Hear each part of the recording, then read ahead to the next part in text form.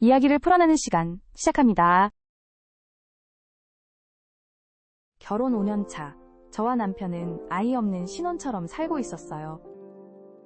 주말이면 여행을 다니고 취미생활도 함께하면서 서로에게 충실한 시간을 보내고 있었죠. 처음부터 저희는 아이를 갖지 않기로 약속했어요.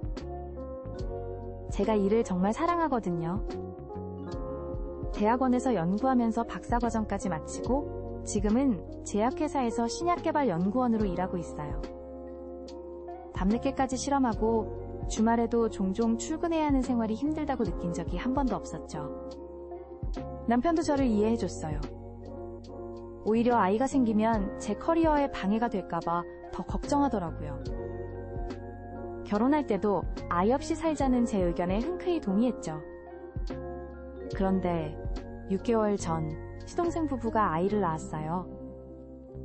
첫 조카의 탄생이었죠. 처음엔 그저 귀엽기만 했어요. 아기를 안아주고 돌보는 것도 재미있었고요. 하지만 점점 이상한 감정이 들기 시작했어요. 조카가 처음 웃던 날, 첫 걸음마를 뗐을 때, 그 순간들을 지켜보면서 가슴 한켠이 먹먹해지는 걸 느꼈어요. 밤늦게 연구실에서 집으로 돌아오는 길에 문득문득 아이 욕심이 생기기 시작했죠. 남편도 조카를 보면서 달라졌어요. 퇴근 후에 시동생 집에 들러 조카랑 놀아주는 시간이 늘어났고 주말이면 조카 선물을 사러 다니자고 했죠. 얼마 전엔 아이 방으로 쓸만한 공간이 있다며 집 구조를 이야기하더라고요. 그런 남편을 볼 때마다 마음이 복잡해져요. 저도 모르게 육아 블로그를 검색하고 아기용품 쇼핑몰을 둘러보는 제 모습을 발견하곤 해요.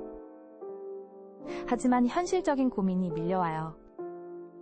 지금 제가 맡은 프로젝트는 3년은 더 걸릴 거예요. 임신하면 실험실에서 일하기 힘들어지고 출산 후엔 더 큰 공백이 생길 텐데 그동안 쌓아온 경력이 무너질까봐 두려워요. 무엇보다 제가 과연 좋은 엄마가 될 수 있을지 자신이 없어요. 실험실에서 밤을 새우고 주말에도 일하는 엄마. 그런 제가 아이에게 충분한 사랑과 관심을 줄 수 있을까요? 어느 날 밤 연구실 정리를 하다가 우연히 발견한 임신 테스트기 광고를 보면서 한참을 멍하니 서 있었어요.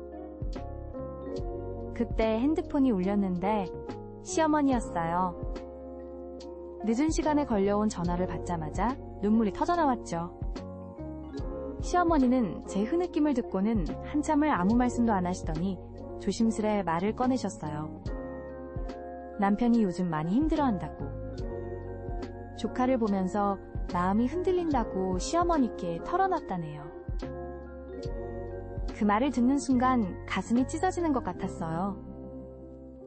늘 저를 이해해주고 지지해주던 남편이 속으로는 이런 마음을 품고 있었다니. 다음 날 평소보다 일찍 퇴근을 했어요. 집으로 가는 길에 마트에 들러 남편이 좋아하는 요리 재료를 잔뜩 샀죠. 오랜만에 둘이서 편하게 이야기를 나누고 싶었거든요. 하지만 집에 도착해보니 남편이 없었어요. 시동생 집에 갔다는 문자만 한 통 와 있더라고요. 저녁 늦게까지 기다렸는데 남편은 돌아오지 않았어요. 결국 전화를 걸었더니 시동생 집에서 들리는 아기 울음소리, 그리고 남편의 다정한 달래는 소리가 들렸어요. 우리 조카 삼촌이랑 재미있게 놀다가 이제 잘 시간이야. 그 소리를 듣는 순간 눈물이 주르륵 흘러내렸어요. 마트에서 산 장바구니를 보니 더욱 마음이 아팠죠.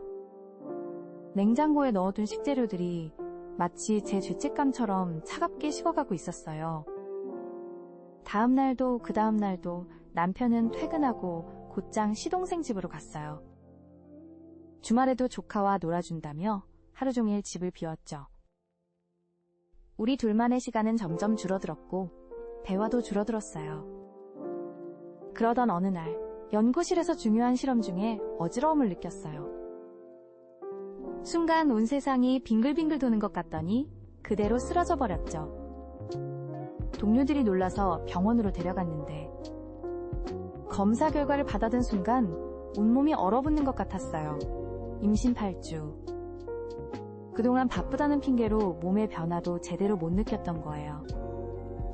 하필 그날 제가 진행하던 신약 개발 프로젝트의 중간 발표가 있었어요. 3년간 준비해온 연구의 핵심 단계였죠. 팀장님은 제 빈자리를 걱정하며 계속 전화를 하셨고, 병원 침대에 누워 천장을 바라보며 온갖 생각이 스쳐 지나갔어요. 커리어를 포기해야 할까? 남편에게는 어떻게 말해야 할까?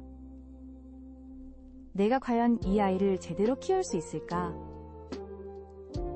그때 병실 문이 열렸어요. 걱정스러운 얼굴로 들어오는 남편. 그의 손에는 조카가 들고 다니던 것과 똑같은 작은 곰 인형이 들려 있었죠.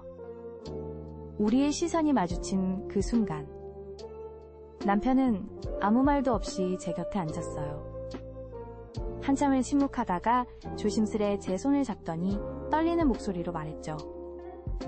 미안해. 요즘 내가 많이 이기적이었죠? 당신 마음도 모른 채 혼자서만 조카에게 빠져 있었네요. 그 말에 참았던 눈물이 터져 나왔어요. 남편은 제 등을 가만히 쓰다듬으며 이야기를 이어갔죠. 사실 조카를 보면서 우리 아이에 대한 생각이 많이 들었어요.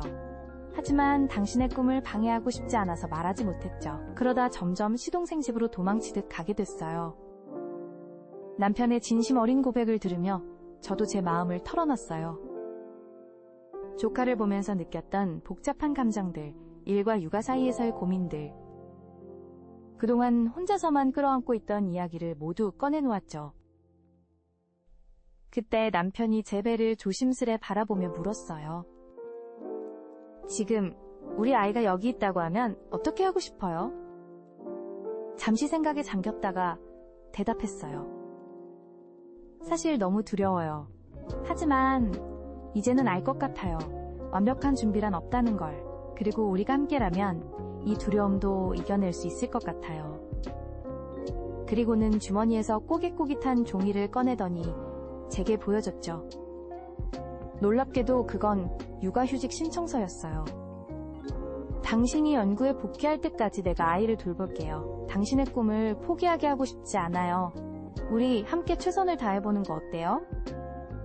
그 순간 가슴 깊은 곳에서 따뜻한 감동이 밀려왔어요. 완벽하진 않더라도 서로를 이해하고 배려하면서 한 걸음씩 나아가면 되는 거였죠. 지금은 임신 30주 차예요.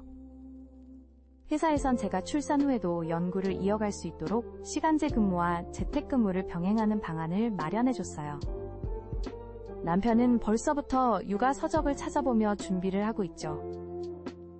물론 앞으로도 많은 어려움이 있겠지만 이제는 두렵지 않아요.